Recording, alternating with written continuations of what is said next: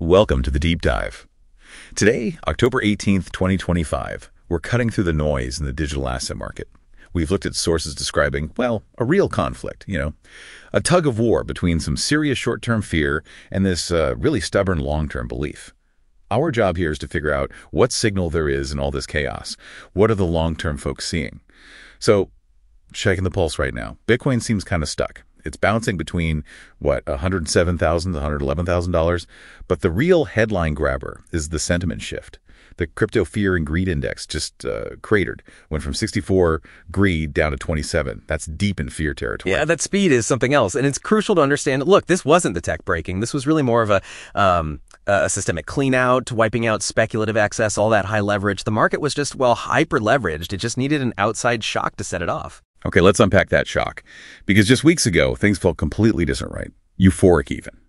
Bitcoin hit that new all-time high, $126,198 early October.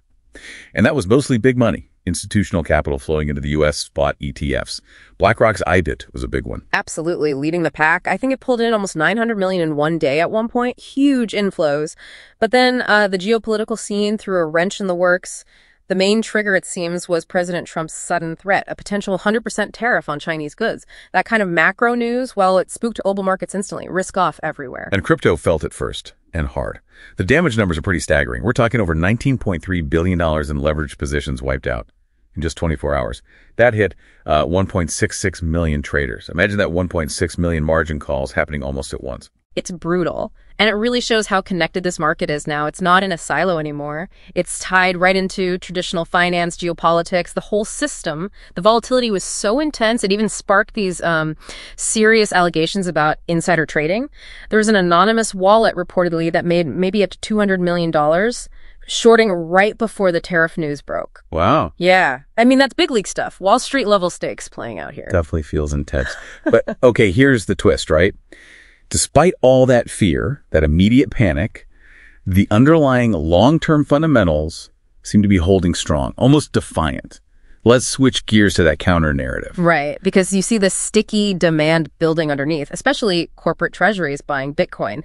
Public companies now hold over 1 million BTC. That's 1.02 million Bitcoin on their balance sheets, valued at about $117 billion. And the key thing, that's a 28% jump in their holdings in just one quarter. 28%. So they weren't selling into the panic, they were buying. Exactly. This looks like strategic long-term allocation. It acts like a bedrock. And it seems like the smart money crowd sees this dip as an opportunity, not an exit signal.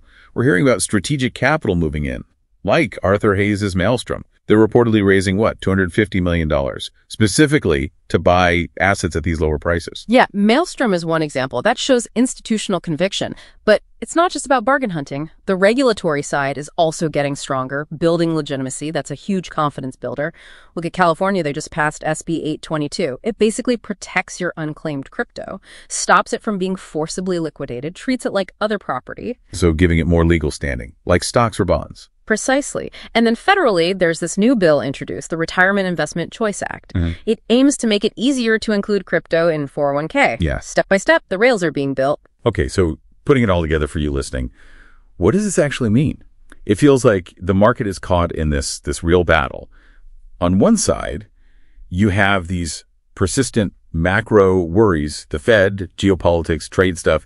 And on the other, these strengthening fundamentals, corporations buying, regulators clarifying things. Yeah, it's a tension. That crash, it was probably a needed reset, cleared out the froth, painful, but maybe healthy long term. But here's the provocative thought, right?